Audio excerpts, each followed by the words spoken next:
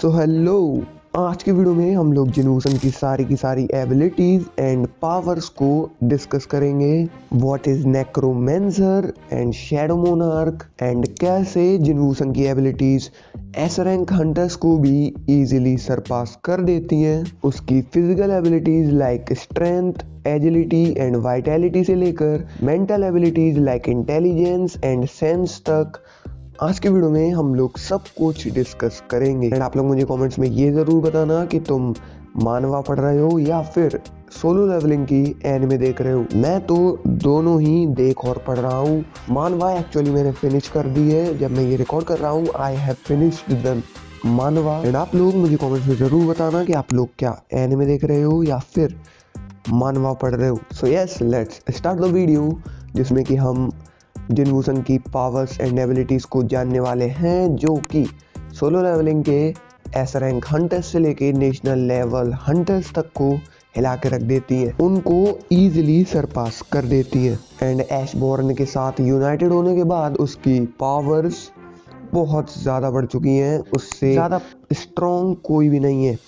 यहाँ पे आंतेरस ने उसको टक्कर जरूर दी थी, बट उसको ख़त्म करने के बाद अब वो ही सोलो लेवलिंग का स्ट्रॉन्गेस्ट बीइंग बन चुका है। बट स्टार्टिंग में ऐसा कुछ भी नहीं था। इनफैक्ट उसको weakest Hunter of the Mankind इस नाम से बुलाया जाता था बिकॉज उसको एक गॉब्लिन मारने में तक दिक्कत आती थी, एक गॉब्लिन को भी नहीं मार पाता था।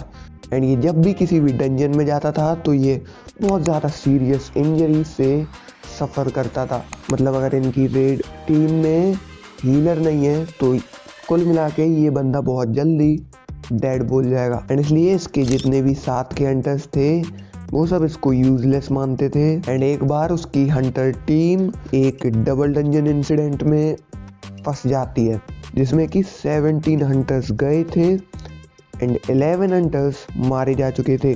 बट जिनवू अपने दिमाग की मदद से टेम्पल के कमांडमेंट्स को डीकोड करके अपने बाकी के टीममेट्स को बचा लेता है। बट एंड में उसको खुद को सैक्रिफाइस करना पड़ता है to save the lives of others. But उसी टाइम पे उसके पास एक पावर आ जाती है, जिसमें कि उसके पास एक सिस्टम आ जाता है जो कि उसको सेकेंड चांस देता है। उस डेथ के बाद जैसे ही वो मरता है उसके बाद उसकी सेकेंड चांस आ जाती है। एंड उस टाइम के बाद से वो सिस्टम हमेशा उसके साथ रहता है। वो सिस्टम सिर्फ उसी को दिखता है और किसी को नहीं दिखता। एंड वो सिस्टम जिनवू को डेली टास्क, डेली क्वेस्ट, ये सब कुछ देता रहता है। एंड कुल मिला के जिनवू को इतना ज़्यादा स्ट्रॉन्ग बनाने का काम उस सिस्टम ने किया है। So now let's talk about the abilities of our main character Jinwoo Sung. So starting से स्टार्ट करते हैं। जिनवू की एबिलिटीज अलग अलग सेक्शंस में डिवाइडेड हैं, लाइक स्ट्रेंथ, एजिलिटी, हेल्थ और वाइटैलिटी एंड सेंसेस। एंड उसके पास एक फटीग ट्रैकर भी है जो कि उसके फटीग लेवल्स को दिखाता है, उसका स्टेमिना कितना कम हो चुका है।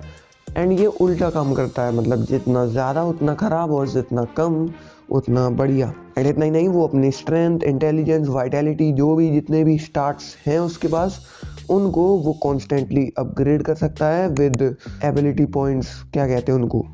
एंड एबिलिटी पॉइंट्स उसको कॉन्स्टेंटली क्वेस्ट कंप्लीट करने के बाद एंड कुछ डंजन लेवल्स कंप्लीट करने के बाद मिलते रहते हैं। एंड उसके लिए बस स्टार्टिंग में लेवल अप करना मुश्किल था, उस टाइम के बाद ये चीज़ें बहुत ज़्यादा स्मूथ हो जाती है उसके लिए। उसकी स्ट्रेंथ, इंटेलिजेंस जितने भी स्टार्ट्स हैं वो normal S rank Hunter, national level Hunter सभी से बहुत ज़्यादा ऊपर है। चैप्टर 104 तक जिनवू की स्ट्रेंथ इतनी ज़्यादा हो चुकी थी कि जब जेजू आइलैंड रेड पे सारे के सारे एस रैंक हंटर्स बुरी तरह इंजर्ड हो चुके थे, एक अकेले ब्लैक एंट की वजह से। ही वॉज वेरी स्ट्रॉन्ग, जिसका नाम तो कुछ नहीं था, बट उसको जिनवू ने अकेले डिफीट कर दिया। एंड उसकी शैडो को भी एक्सट्रैक्ट कर लिया। उसकी शैडो को एक्सट्रैक्ट करने के बाद उसने उसको अपनी आर्मी में ऐड कर लिया एंड उसका नाम रख दिया बेरू। एंड यहीं पे उसकी एक और स्पेशल एबिलिटी या जॉब आती है, वो है नेक्रोमेंसर। इससे उसको किसी की भी शैडो एक्सट्रैक्ट करने की एबिलिटी मिल जाती है। वो किसी की भी शैडो एक्सट्रैक्ट करके उसको अपनी आर्मी में ऐड कर सकता है। एंड वो शैडो उतनी ही स्ट्रॉन्ग होगी एंड एक तरह से वो शैडो इमॉर्टल होती है। अगर उस शैडो को डिस्ट्रॉय कर दिया जाए तो वो अपने यूज़र का मैना लेके वापस से रीजेनरेट हो जाती है। And not just that, जिन्हू necromancer से भी एक लेवल ऊपर यानी कि शैडो मोनार्क के लेवल पे पहुंच चुका है। एंड अभी तक वो एक से एक हाई लेवल मैजिक बीस्ट को अपना सर्वेंट बना चुका है, या कहूँ तो उनको अपनी आर्मी में ऐड कर चुका है। एंड इसके बाद उसकी एक और एबिलिटी आती है जो कि है शैडो एक्सचेंज। इसमें वो किसी भी अपने जो आर्मी का सोल्जर है उसमें से किसी भी सोल्जर के साथ अपनी शैडो एक्सचेंज कर सकता है। सिंपल शब्दों में खुद टेलीपोर्ट हो सकता है। एंड इतना ही नहीं, उसकी बॉडी हाईली इनवल्नरेबल है, मतलब उसके अपोनेंट्स के मैजिक अटैक्स का उस पे ना के बराबर असर होता है, पॉइजन का उस पे असर बिल्कुल नहीं होता। एंड इवन अल्कोहल कंज्यूम करने के बाद भी उसको डिटॉक्सिफाई कर देता है उसका सिस्टम। सिंपल शब्दों में उसको पीने के बाद नहीं चढ़ती। एंड उसका सिस्टम उसको एक शॉप भी प्रोवाइड करता है जिसमें कि वो कोई भी वेपन, डैगर वगैरह जो भी उसको खरीदना है वो खरीद सकता है। एंड वो रियल लाइफ से बहुत ज़्यादा सस्ते होते हैं उसके अंदर, उस शॉप के अंदर वो बहुत सस्ते मिलते हैं, जबकि अगर उसको रियल लाइफ में बेचा जाए उस वेपन को तो बिलियंस में बिकेगा। एंड इसके बाद जिन्हू की एक बहुत ज़्यादा इंटरेस्टिंग एबिलिटी आती है जो कि है ब्लड लस्ट। एंड इससे क्या होता है कि एनिमी डर जाता है जिन्हू से, एंड डर की वजह से उसकी बॉडी कुछ सेकंड्स के लिए फ्रीज हो जाती है एंड वो थोड़ा बहुत वीक हो जाता है for a short amount of time. And this is all he needs.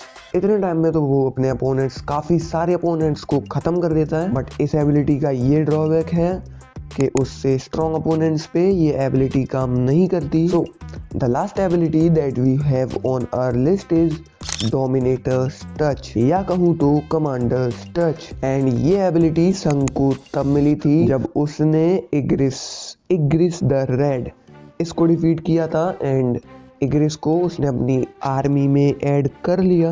And उसके पास उसको डिफीट करने के बाद एक एबिलिटी आ गई थी जिसका ही नाम है डोमिनेटर्स टच। इसमें क्या होता है, वो किसी भी चीज़ को बिना टच किए उठा सकता है, क्रश कर सकता है, फेंक सकता है, कुल मिला के टेलीकिनेसिस। एंड इस एबिलिटी के अलावा 2-4 और एबिलिटीज होंगी जिन्हू की, जो कि उतनी ज़्यादा मैटर नहीं करती। आपको मोस्टली यही एबिलिटीज दिखाई जाएंगी। चैप्टर 110 तक इसकी इतनी एबिलिटीज नई ऐड हुई थी। उसके बाद वो इन्हीं एबिलिटीज को और ज़्यादा लेवल अप करता जाता है। देखो, जैसे ही वो नेक्रोमेंसर बना, उसके बाद शैडो मोनार्क बना, उसके पास बहुत बड़ी एबिलिटी आ चुकी है। अब उसको किसी भी एबिलिटी को लेने की ज़रूरत नहीं है, क्योंकि वो सीधे बहुत ज़्यादा स्ट्रॉन्ग बीइंग्स को अपना सर्वेंट बना सकता है। एंड जो भी एबिलिटीज़ आज मैंने डिस्कस नहीं की या हमने मिस कर दी, वो आप लोग मुझे आज कमेंट्स में बताना। सो हाँ, यही थी वो एबिलिटीज़ जो जिन्हू को अपने अपोनेंट्स के खिलाफ एक अपर एज देती है। एंड इन्हीं एबिलिटीज़ की मदद से वो इतना ज़्यादा स्ट्रॉन्ग बन पाया। सो आज की वीडियो में हमने जिन्हू की पावर्स एंड एबिलिटीज़ को कवर किया, जिसमें कि super strength, super speed, agility, vitality and intelligence जैसी एबिलिटीज़ को डिस्कस किया। एंड कुछ स्पेशल एबिलिटीज़ को भी डिस्कस किया। एंड शॉप, जहाँ से वो highly dangerous weapons and items को परचेज कर सकता है। ब्लड लस्ट, जिसमें वो अपने अपोनेंट को वीक कर सकता है। And his most powerful ability necromancer, जिससे वो अपनी एक एंटायर आर्मी खड़ी कर सकता है, वो भी स्ट्रॉन्गेस्ट आर्मी। एंड यस, जिन्हू की एबिलिटीज तो यही थी। नाउ अगर आपको ये वीडियो पसंद आई तो आप लोग लाइक कर सकते हो, एंड अगर चैनल पे नए हो तो सब्सक्राइब करना। एंड मैं मिलूंगा आपसे अगली वीडियो में, तब तक आप लेफ्ट वाली वीडियो पे क्लिक करो, मैं आपको वहीं मिलूंगा। बाय।